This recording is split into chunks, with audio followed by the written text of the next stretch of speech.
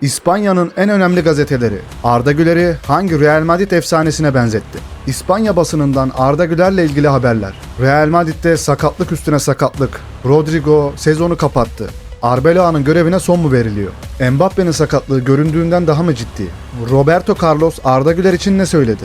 Arda Güler'e destek vermek için Getafe maçını izlemeye giden eski Fenerbahçeli futbolcu kim?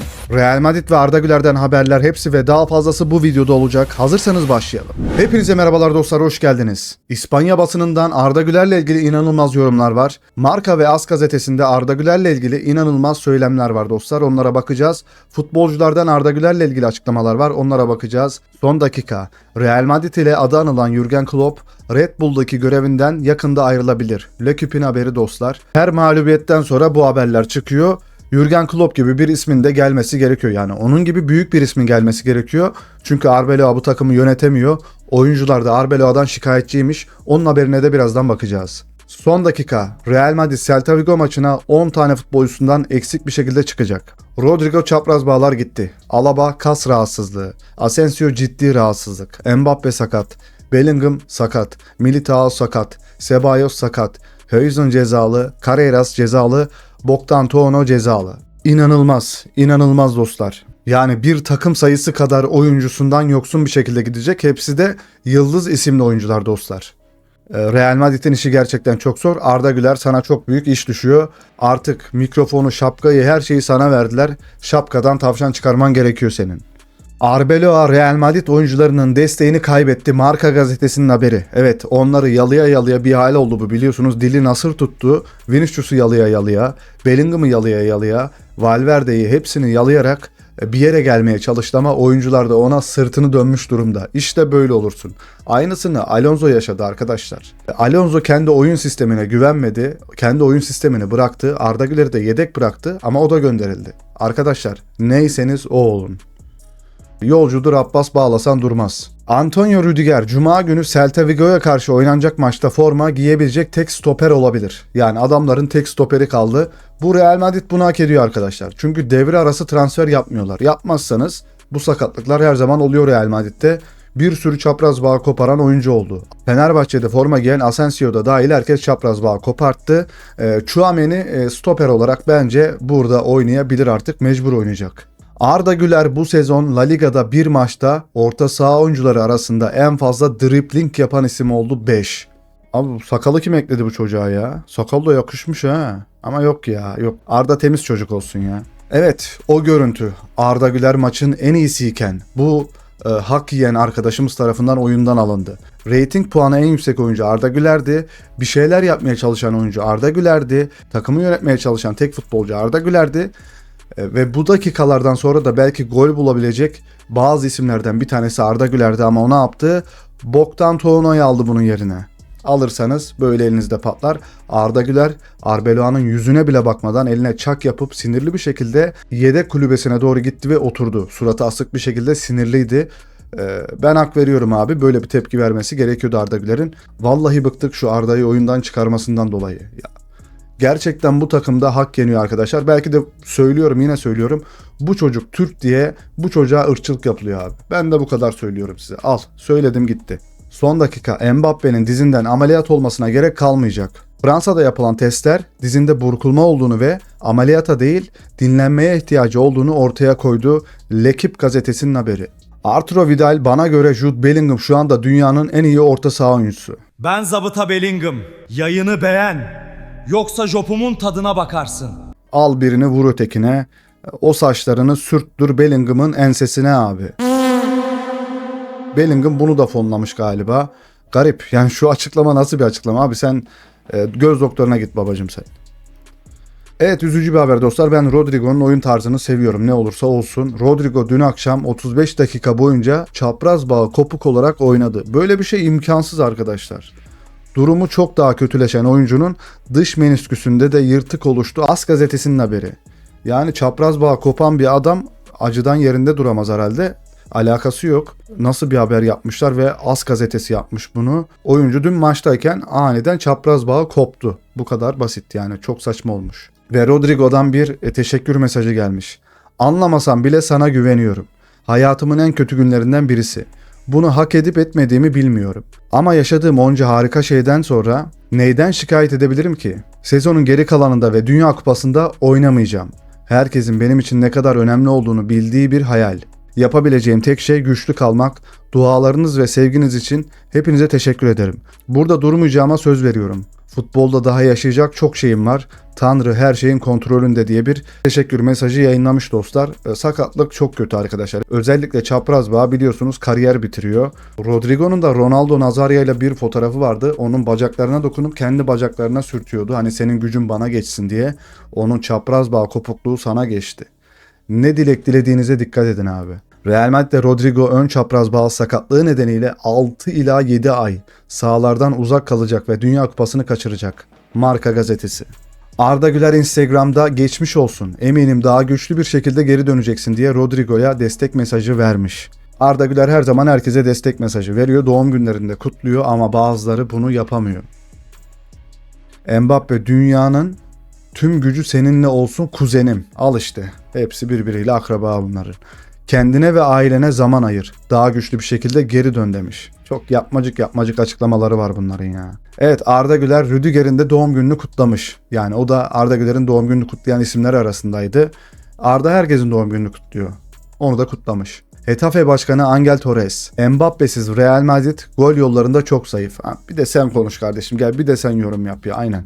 AS gazetesi eğer beni kötü bir ruh halinde yakalasaydı beni orada çimlerin üzerinde bırakabilirdi. Rüdiger yüzümü paramparça edecek. Evet, Rico bunları söylemiş dostlar. Dizi çarptı, yani çarpıştılar orada ve böyle de bir açıklama yapmış AS gazetesinin haberi. Ve gelelim o habere arkadaşlar. AS gazetesi Arda Güler hakkındaki yorumu. Takımın birkaç parlak noktasından biriydi. Ancak olağanüstü bir performans sergilemedi ama takımın en iyisiydi bence. Zaten öyleydi. Ama denedi. Tekrar denedi.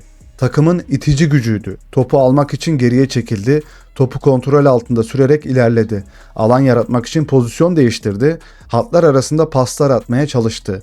Zaman zaman dribliklerle rakip savunmayı geçmeye ve kendi başına bitirmeye de cesaret etti. Aslında gecenin golünü ve sezonun gollerinden birini neredeyse atacaktı. Rakibinden kurtulmak için yaptığı bir dönüş ve sol ayakla yaptığı şut. Soria tarafından kornerle sonuçlandırıldı. Bir an için Zidane gibiydi. Tavır ve futbol yeteneği gösterdi ama yeterli olmadı, puanı 7 vermişler. Gerçekten o Marsilya turn hareketi, Zidane dönüşü enfesti. Devamında da şut çekti. Orada biz ayaklandık. Tüylerimiz diken diken oldu ama gol olmadı arkadaşlar. Gol olmasa da bundan bahsettirdi. Ve Marca gazetesi Arda Güler'e hangi futbolcuya benzetti? Güler, Zidane'ın takım elbisesini giydi. Harika haber.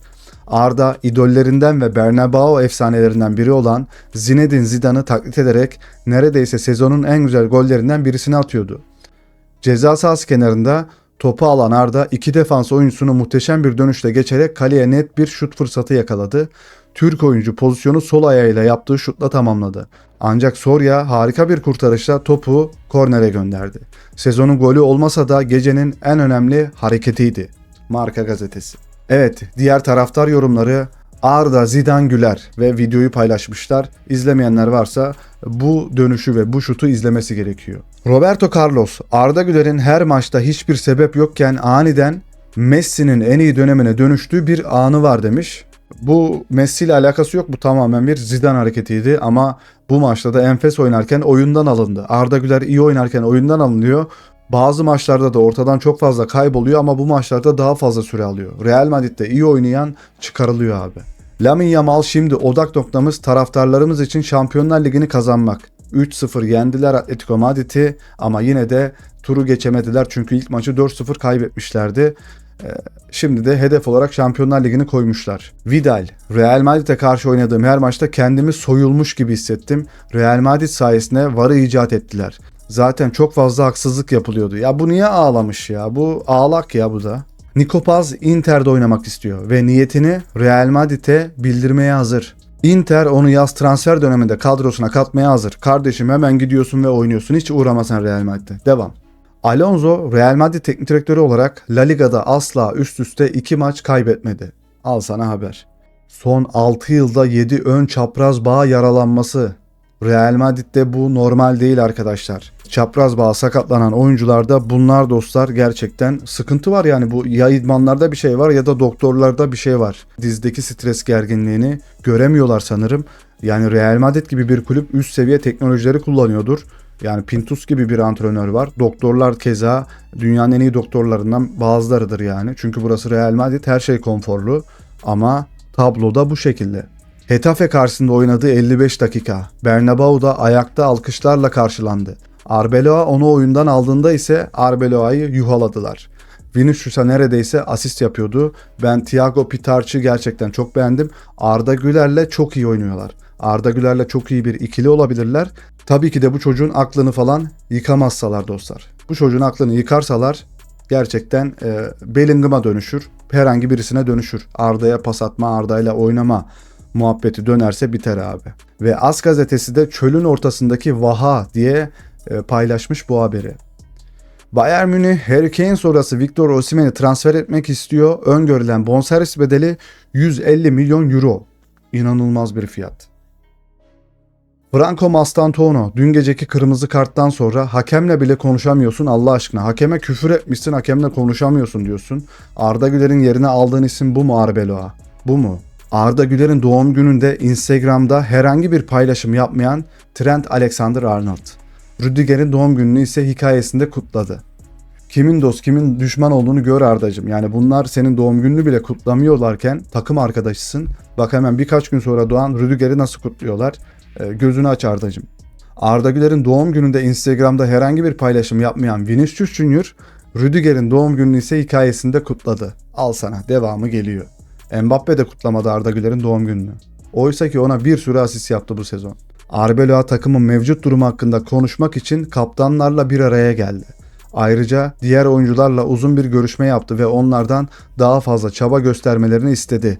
Sen ilk önce takımın en iyi oynayan oyuncusunu oyundan almamayı bir öğren. Ve akıl yoksunu. Suudi Arabistan'daki belirsizlik. Oradaki lig askıya alınmış dostlar. Portekizli yıldız futbolcu Cristiano Ronaldo 1000 gole ulaşma yolunda ilerlemesini yavaşlattı. Evet, Ronaldo da Madrid'e uçtu arkadaşlar. Savaştan ötürü o da kaçtı oraya. Batshuayi Fenerbahçe'den takım arkadaşı Arda Güler'e destek için Real Madrid Getafe maçını izlemeye geldi arkadaşlar. Arda Güler'i de etiketlemiş. Orada işte bakın ilin yabancı futbolcusu bile gidip Arda Güler'e destek verirken Mesut Özil'ler, Nihat Kahveciler, Nuri Şahinler, Hamit Altıntoplar buraya gelip bu çocuğa destek vermiyorlar ve maçın spikeri de Arda Güler'i kötülemişti. Bugün de Yamal'ı deli gibi övüyordu. Bu bir Türk spikeri arkadaşlar. Biliyorsunuz kim olduğunu yorumlar kısmına da yazarsınız zaten. Evet, bir videonun daha sonuna geldik. Videomuz hoşunuza gittiyse videoya like attıktan sonra hype haklarınızı kesinlikle kullanmayı unutmayın. Kanalımıza da abone olduktan sonra bildirim zilini açarsanız çok seviniriz. Katıl satın alıp süper teşekkür gönderirseniz de çok seviniriz. Kendinize çok iyi bakın. Hoşça kalın. Bay bay.